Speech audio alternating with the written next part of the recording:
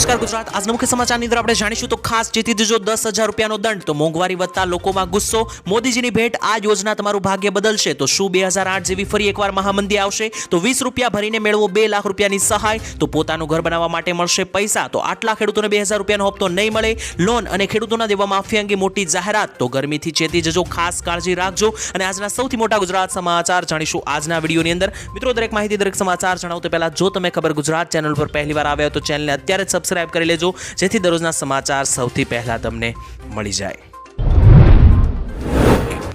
તો મિત્રો આજના પ્રથમ સમાચાર વિશે વાત કરી લઈએ તો ભાવ વધતા મોંઘવારી વધતા લોકોમાં ભારે રોષ જોવા મળ્યો મિત્રો તમને જણાવી દઈએ તો ખાસ કરીને 7 અને 8 એપ્રિલના રોજ જે છે તે ગેસ સિલિન્ડર પેટ્રોલની અંદર જે ભાવ વધારો કરવામાં આવ્યો એક સાથે અને ખાસ કરીને મિત્રો જે એક સાથે આ ભાવ વધ્યા છે તેને લઈને લોકોમાં રોષ જોવા મળ્યો ભાવ વધારાને લઈને મિત્રો ગૃહિણીઓએ કહ્યું કે સરકાર દરેક વસ્તુમાં ભાવ વધારો કરીને સામાન્ય પરિવારનું બજેટ ખોરવી રહી છે શિક્ષણથી લઈને આરોગ્ય તેમજ પાણીના વેરા સુધીના ભાવ વધી ગયા છે વધુમાં મિત્રો તેમણે કહ્યું કે એક વ્યક્તિની આવક ઉપર ઘર ચલાવવું હવે મુશ્કેલ બની ગયું છે ગરીબ અને મધ્યમ વર્ગની સરકારને ચિંતા જ નથી તેવું પણ લોકોએ જણાવ્યું સાથે જ મિત્રો ગૃહિણી શિવાંગી બેને કહ્યું કે આજના સમયમાં મોંઘવારી દરેક વસ્તુમાં વધી ગઈ છે તે લાઇટ બિલથી લઈને મુસાફરીથી લઈને એટલે કે મિત્રો સરકારે હમણાં થોડા દિવસ પહેલા ખાસ કરીને એસટી બસના ભાડામાં પણ વધારો કર્યો હતો તેથી મુસાફરીથી લઈને પાણી વેરા બિલ શિક્ષણ અને સાથે સાથે હવે ગેસ અને પેટ્રોલના ભાવ પણ વધી ગયા છે મોંઘવારી વધતી જાય છે તેના કારણે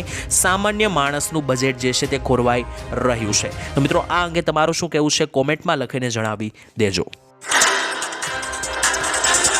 તો ત્યાર પછીના મહત્વના સમાચાર વિશે વાત કરી લઈએ તો મિત્રો આ યોજના તમારા ભાગ્ય બદલી દેશે મોદીજીએ કરી મોટી જાહેરાત મિત્રો પ્રધાનમંત્રી મોદીએ ખાસ કરીને અહીંયા 7 એપ્રિલના રોજ જે છે તે મોદીજી ખાસ કરીને એક કાર્યક્રમમાં હાજરી આપી હતી અને અહીંયા તેમણે લાભાર્થીઓને અભિનંદન પાઠવતા જણાવ્યું હતું કે પ્રધાનમંત્રી મુદ્રા યોજનાએ ગયા એક દાયકાની અંદર નાણાકીય સહાયનો લાભ ન મળી શકતા લોકોને પણ આગળ વધવાની તક આપી છે એટલે કે પ્રધાનમંત્રી અહીંયા જે છે તે ખાસ કરીને મુદ્રા યોજનાની વાત કરી રહ્યા છે અને મિત્રો મોદીજીએ કહ્યું કે મુદ્રા યોજના જે છે તે ખાસ કરીને નસીબ બદલતી ભાગ્ય બદલતી યોજના છે સાથે જ મિત્રો તમને જણાવી દઈએ તો ખાસ કરીને આ એક એવી યોજના છે જે અશક્યને પણ શક્ય કરીને બતાવે છે આ યોજના દ્વારા નાના ઉદ્યોગકારીઓ ધિરાણની સુવિધા મળી રહે છે જેનાથી તેમના વ્યવસાયોને નવું જોર મળ્યું છે તેવું પણ મોદીજીએ જણાવ્યું સાથે જ તેમણે એવું પણ જણાવ્યું કે આ યોજનાએ લાખો લોકોના સપનાને હકીકતમાં બદલ્યા છે અને લાખો લોકો પોતાનો ધંધો શરૂ કરીને લખપતિઓ બની ગયા છે અને પોતાની જિંદગી સુધારી ગયા છે મિત્રો તમને આ યોજના વિશે ના ખબર હોય તો જણાવી દઉં કે પ્રધાનમંત્રી મુદ્રા યોજનાની અંદર સરકાર જે છે તે એવા લોકો કે જે પોતાનો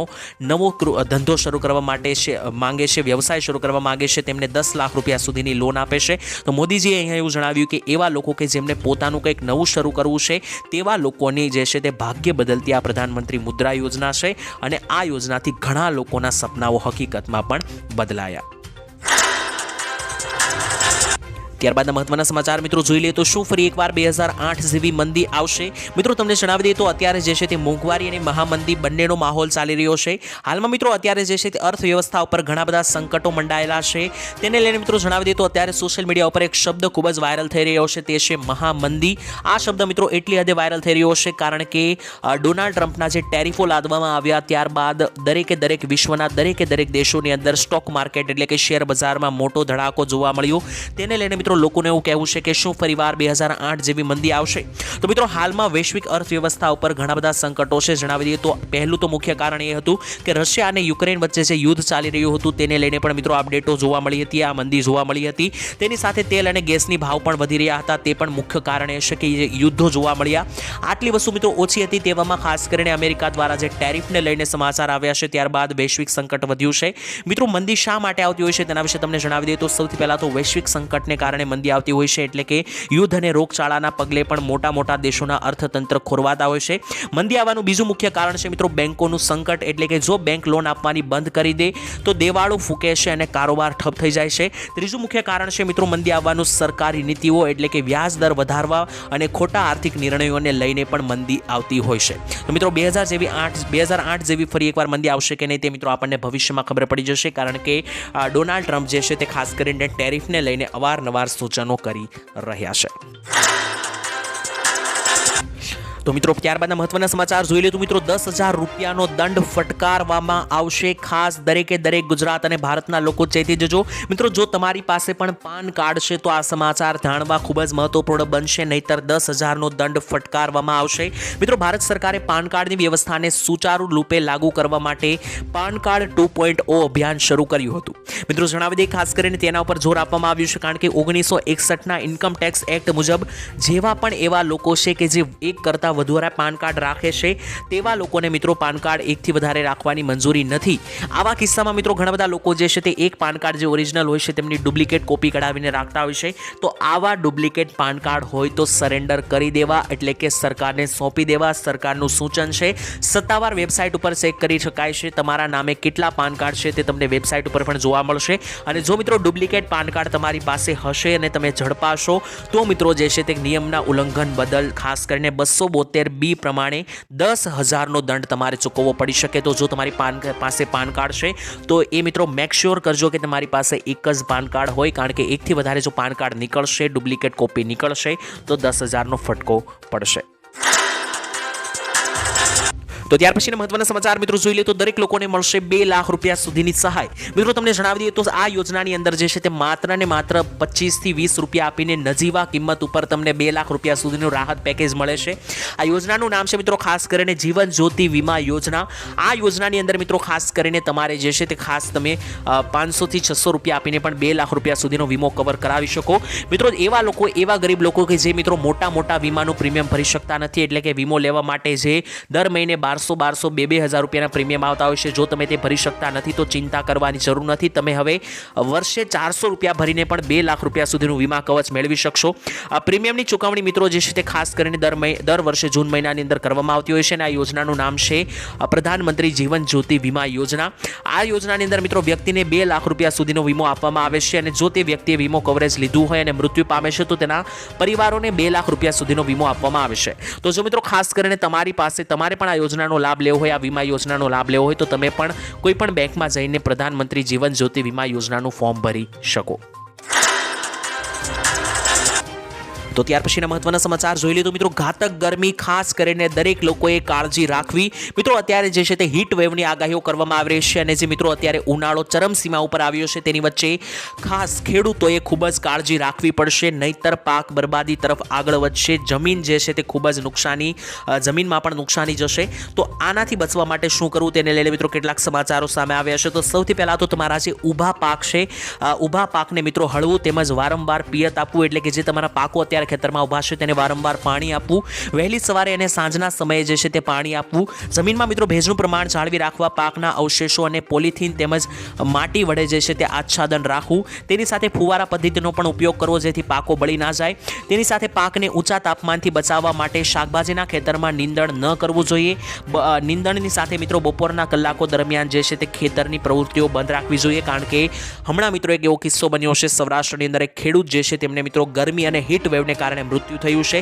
તો બપોરના સમયગાળા દરમિયાન ખેતર ઉપર જવું પણ ટાળવું જોઈએ. પશુઓને છાયડામાં રાખવા જેથી મિત્રો તેમનું પણ સ્વાસ્થ્ય લથડે નહીં અને પશુઓના ખોરાકમાં લીલું ઘાસ તેમજ ખનિજ દ્રવ્યયુક્ત આહાર આપવો અને ઓછી ગરમીના કલાકોમાં જ પ્રાણીઓ પાસે કામ કરાવવું, એટલે કે બળદો પાસે કામ કરાવવું. તો ત્યાર પછીના મહત્વના સમાચાર મિત્રો જોઈ લે તો પોતાનું ઘર બનાવવા માટે સરકાર આપશે મોટી સહાય. મિત્રો તમને જણાવી દઈએ તો પ્રધાનમંત્રી આવાસ યોજના અંતર્ગત જે છે તે સરકાર મકાન બનાવવા માટે પૈસા આપતી હતી, પરંતુ હવે તેમાં મોટો વધારો કરવામાં આવ્યો છે. મિત્રો પહેલા જે છે તે ખાસ કરીને પ્રધાનમંત્રી આવાસ યોજના અંતર્ગત સરકાર પોતાનું તમારું મકાન બનાવવા માટે 1,20,000ની ભેટ આપતી હતી. હવે તેને 50,000 રૂપિયાનો વધારો કરીને 1,70,000 રૂપિયાની રકમ કરવામાં આવી છે. તો જો તમારે પણ તમારું નવું ઘર બનાવવું હોય તો 1,70,000 રૂપિયા સુધી રકમ જે છે તે તમે મેળવી શકો. તેના માટે તમારે પ્રધાનમંત્રી આવાસ યોજના અંતર્ગત નોંધણી કરવાની રહેશે. તો ત્યાર પછીના મહત્વના સમાચાર મિત્રો જોઈ લે તો આટલા ખેડૂતોના 2,000 રૂપિયાના હપ્તા થઈ જશે બંધ. જો મિત્રો તમે 2,000 રૂપિયાના હપ્તાની રાહ જોઈ રહ્યા છો તો અને 2,000 રૂપિયાના હપ્તાના લાભ લઈ રહ્યા છો તો તમારે આ સમાચાર જાણવા જરૂરી છે. હવે આટલા લોકોને 2,000નો હપ્તો નહીં મળે. સૌથી પહેલા તો મિત્રો અરજદારે બેંક ખાતાની જો ખોટી વિગતો આપેલી હશે અને આધાર કાર્ડ બેંક ખાતા સાથે લિંક કરાવેલ નહીં હોય તો પણ મિત્રો તમારે જે છે તે હપ્તા આવતા બંધ થઈ જશે. તો જો તમને ના ખબર હોય તો તમે બેંક પર જઈને ઇન્ક્વાયરી કરી શકો કે તમારું આધાર કાર્ડ બેંક ખાતા સાથે લિંક છે કે નહીં. બીજા નંબર ઉપર જો અરજદારની ઉંમર ઉંમર 18 વર્ષથી ઓછી હશે તો તેવા લોકોને પણ હવે હપ્તા નહીં મળે. સાથે જેટલા પણ ખેડૂતો એવા છે કે જે ઈ-કેવાયસી નથી કરાવ્યું તેમના નામ પણ યોજનામાંથી કાઢી નાખવામાં આવશે. અને જો અરજદાર યોજના માટે પાત્ર ન હોય અને છતાં પણ લાભ લઈ રહ્યા હોય, એટલે કે મોટી નોકરી પર લાગેલા હોય, સરકારી નોકરી, ડોક્ટર, એન્જિનિયર, વકીલ હોય, તેવા લોકોને પણ હવે હપ્તા નહીં મળે. અને જેટલા પણ ખેડૂતોએ ફાર્મર રજિસ્ટ્રેશન નહીં કરાવેલું હોય તેમને પણ હપ્તામાંથી બાકાત કરવામાં આવી શકે. તો મિત્રો આ દરેકે દરેક કામ જે છે તે તમે પરફેક્ટ કરાવી લેજો, જેથી હપ્તા ઊભા ના રહે અને રોકાઈ ના રહે. તો અત્યારે જે છે તે મહામંદીનો માહોલ છવાયેલો છે, તેવામાં લગાતાર ભાવ વધારાઓ થઈ રહ્યા છે. મિત્રો તમને જણાવી દઈએ કે અમેરિકામાં ડોનાલ્ડ ટ્રમ્પ દ્વારા જે ટેરિફો લાદવામાં આવ્યા છે ત્યારબાદ ભારત જ નહીં પરંતુ વૈશ્વિક સ્તરે મહામંદીના માહોલો છવાયા છે. તેની વચ્ચે આજરોજ ગુજરાતમાં મોટો ફટકો પડ્યો છે. ગેસ સિલિન્ડરના ભાવમાં વધારો થયો છે. મિત્રો તમને જણાવી દઈએ કે સોમવારે જે છે તે દેશને મોટો ઝટકો લાગ્યો છે. એક સાથે મોંઘવારીનો માહોલ વધતા દરેકે દરેક ચીજ વસ્તુઓના ભાવ વધારા થયા છે. ત્યારે મિત્રો તમને જણાવી દઈએ તો ખાસ કરીને એલપીજી ગેસ સિલિન્ડરના ભાવમાં એક સાથે 50 રૂપિયાનો વધારો કરવામાં આવ્યો છે. એટલે કે મિત્રો જે ઘરેલું એલપીજી ગેસ સિલિન્ડર છે 14 કિલોનો કે જે લોકો રસોઈ બનાવવા માટે વાપરે છે, તો આ ગેસ સિલિન્ડરનો ભાવ મિત્રો પહેલા 803 રૂપિયા હતો, જે મિત્રો હવે વધીને 853 રૂપિયા થઈ ચૂક્યો છે. તો તમારે હવે ગેસ સિલિન્ડર જો લેવો હોય તો 50 રૂપિયા વધારે આપવા પડશે. મિત્રો તમને જણાવી દઈએ કે અત્યારે વૈશ્વિક સ્તરે જે છે તે ટેરિફ લાદવામાં આવ્યા છે અમેરિકન રાષ્ટ્રપતિ ડોનાલ્ડ ટ્રમ્પ દ્વારા, જેની અસરોને પગલે મિત્રો ખાસ કરીને શરૂઆત થઈ ગઈ છે. મોટા ભાગની વસ્તુઓના ભાવ વધવા લાગ્યા છે. તેની વચ્ચે આજરોજ ગેસ સિલિન્ડરમાં 50 રૂપિયાનો ભાવ વધારવામાં આવ્યો. તો શા માટે લોનમાં ફસાય છે અને લોન માફીની લોકો માગણી કરે છે તેના વિશે જાણી લઈએ. મિત્રો તમે જાણો છો કે અત્યારે જે છે તે ખાસ કરીને આધુનિક સમય ચાલી રહ્યો છે. નાનામાં નાની વસ્તુ લેવા માટે પણ તમને લોન મળી જતી હોય છે. તેવામાં ખાસ મિત્રો વાત કરીએ તો અત્યારે બદલાયેલા સમયમાં ભારતમાં પણ લોકોની લાઈફસ્ટાઈલમાં બદલાવ આવ્યો છે. આજે મિત્રો મધ્યમ વર્ગના લોકો જે છે તે ખાસ કરીને મોટી અમીરોની લાઈફ જીવવાના સપના જોવે છે. ત્યારે મિત્રો મોંઘવારી પણ ખૂબ જ વધી રહી છે અને ખાસ કરીને ખર્ચાઓ એટલા વધી રહ્યા છે કે લોકો જે છે તે નાની મોટી મોજશોખની વસ્તુઓ લેવા માટે પણ લોન લેતા હોય છે. ત્યારે તમને મિત્રો જણાવી દઈએ તો ખાસ કરીને લોકોને બહારની દરેકે દરેક વસ્તુઓ લેવા માટે પણ દરેક પ્રકારની લોનો લેવા માટે લોકો તૈયાર થઈ જતા હોય છે. તેવામાં મિત્રો તમને જણાવી દઈએ તો ખાસ કરીને લોકો એટલી હદે પહોંચી ચૂક્યા છે કે ફર્નિચર જેવી ચીજો વસ્તુઓ લેવા માટે પણ લોન લે છે. ત્યારે મિત્રો 27% લોકો એવા છે કે જે જૂની લોનને ભરવા માટે નવી લોન લઈ રહ્યા છે. સ્થિતિ મિત્રો એવી છે કે કેટલાક પરિવારો પોતાના બાળકોને શિક્ષણમાંથી પાછા ખેંચી લેશે, એટલે કે ભણતા પણ ઉઠાડી લેશે આ લોનના હપ્તા ભરવા માટે.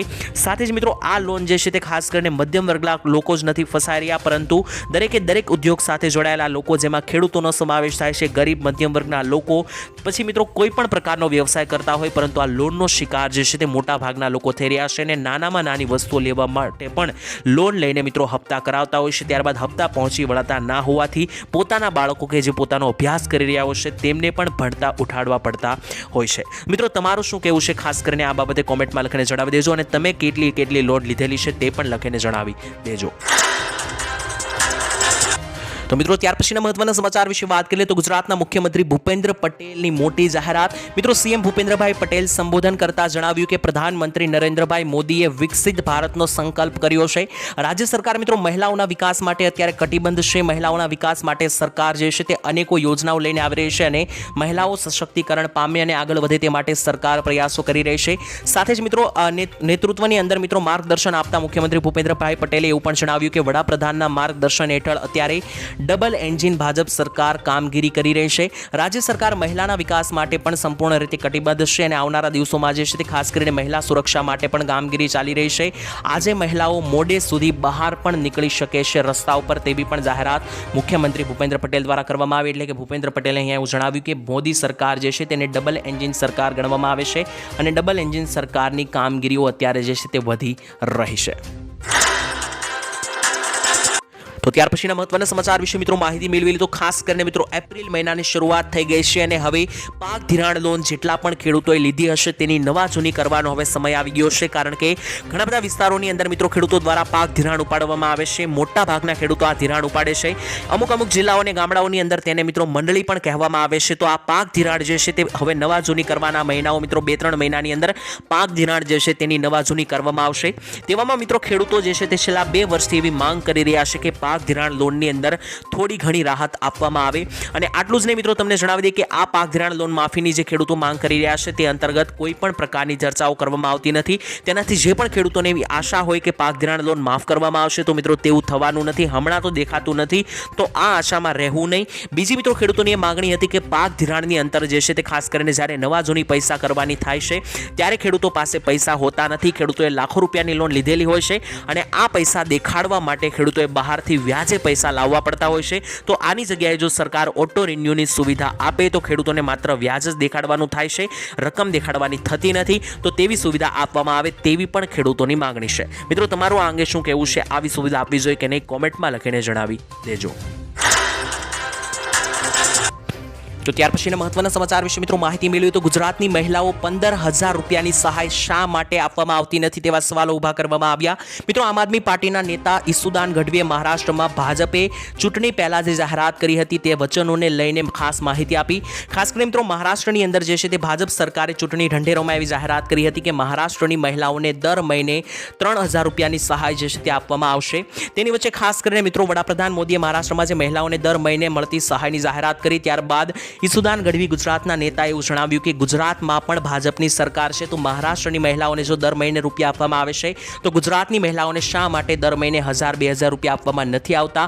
ગુજરાતની મહિલાઓને પણ શા માટે રૂપિયા આપવામાં નથી આવતા તેવા પ્રશ્નો ઊભા કર્યા। મિત્રો તમારું શું કહેવું છે? અહીંયા ગુજરાતની મહિલાઓને પણ અન્ય રાજ્યોની જેમ દર મહિને 1,000થી 2,000 રૂપિયાની સહાય આપવી જોઈએ કે નહીં? કોમેન્ટમાં લખીને જણાવી દેજો।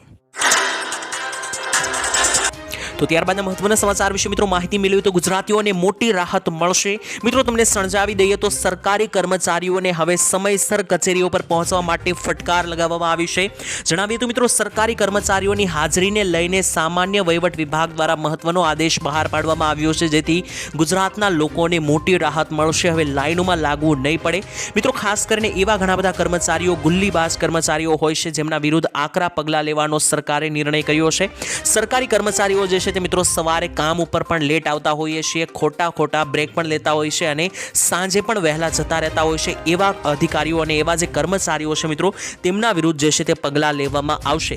અને ખાસ કરીને આવા કર્મચારીઓએ સમયસર ઓફિસ પહોંચવું પડશે। સવારે 10:45 સુધી ઓફિસ કર્મચારીઓએ ફરજિયાત પહોંચવાનું રહેશે અને સાંજે 6 અને 10 એટલે કે 6:15 સુધી ફરજિયાત બેસવું પડશે। ઓફિસ છોડવામાં કોઈ પણ પ્રકારનો મોકો મળશે નહીં।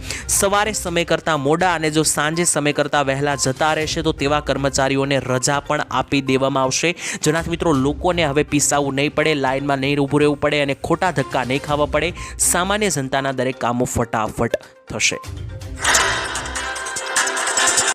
તો ત્યાર પછીના મહત્વના સમાચાર મિત્રો જોઈ લે તો ખેડૂતોએ રસ્તાઓ બ્લોક કરીને વિરોધ પ્રદર્શન નોંધાવ્યું। કચ્છમાં મિત્રો વીજ કનેક્શનના પ્રોબ્લેમને કારણે ખાસ કરીને ખેડૂતોએ જે છે તે ચક્કાજામ કરીને વિરોધ નોંધાવ્યો હતો।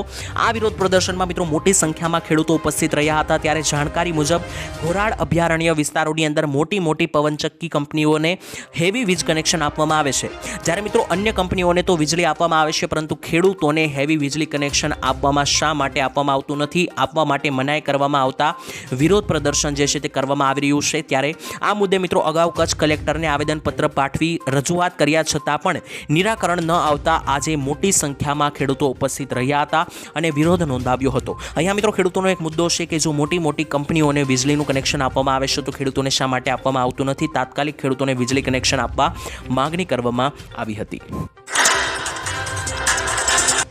તો ત્યાર પછીના મહત્વના સમાચાર વિશે મિત્રો જોઈ લઈએ તો ઉનાળુ વેકેશનમાં હવે મોજ, સરકારે જાહેર કરી નવી યોજના। મિત્રો ઉનાળુ વેકેશનમાં ધ્યાનમાં રાખીને ગુજરાત સરકારે મુસાફરો માટે શરૂ કરી છે મન ફાવે ત્યાં ફરો યોજના।